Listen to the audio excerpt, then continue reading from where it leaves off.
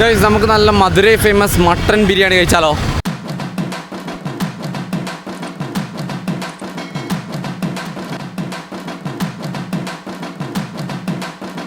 അപ്പോൾ എങ്ങനെ നമുക്ക് തുടങ്ങിയാലോ?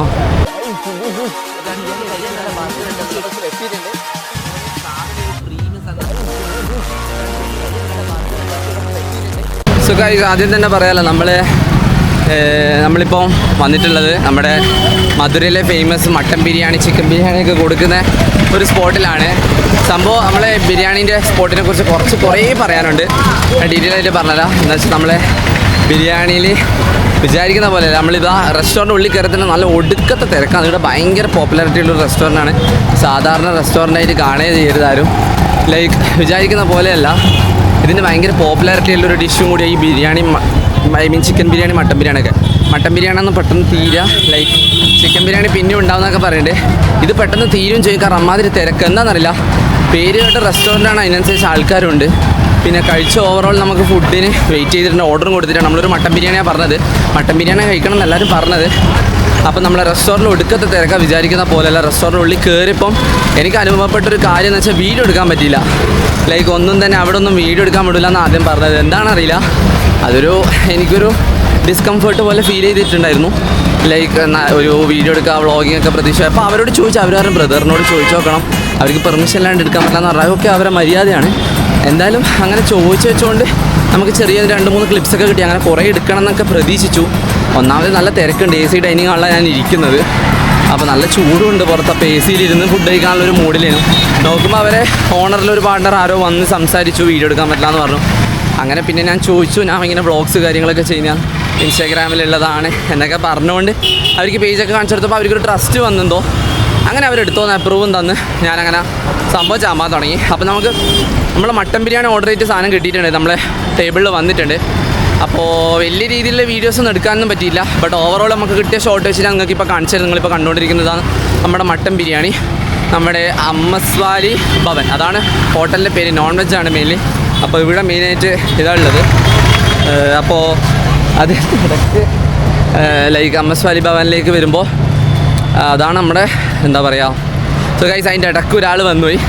നമുക്ക് വീണ്ടും കണ്ടിന്യൂ ചെയ്യാം. അപ്പോൾ നമ്മളെ അവിടുത്തെ മെയിൻ മട്ടൻ ബിരിയാണി നിങ്ങളിപ്പോൾ കണ്ടുകൊണ്ടിരിക്കുന്നത്. മട്ടൻ ബിരിയാണിയിൽ 2-3 ചെറിയ മട്ടൻ പീസേ ഉള്ളൂ.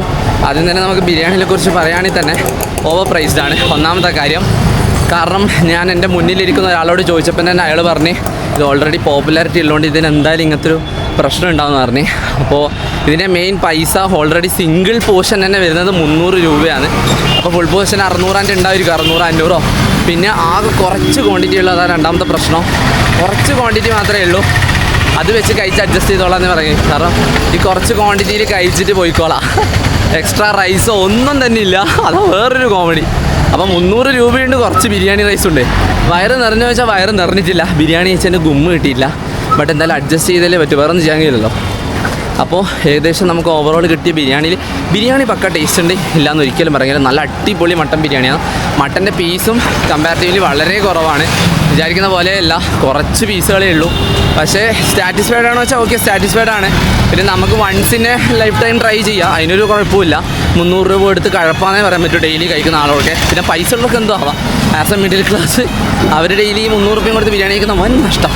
അതാകുമ്പോൾ നമ്മുടെ നാട്ടിൽ വന്നാൽ ഇതിനേക്കാൾ ക്വാണ്ടിറ്റിയിൽ അൺലിമിറ്റഡ് ആയിട്ട് കൊടുക്കുന്ന സ്പോട്ടുകാരുണ്ട്. ഇപ്പോൾ കേരളത്തിലും ഉണ്ട്, നമ്മുടെ കണ്ണൂരിലും ഉണ്ട്, നിങ്ങൾക്ക് എല്ലാവർക്കും അറിയുന്ന പോലെ.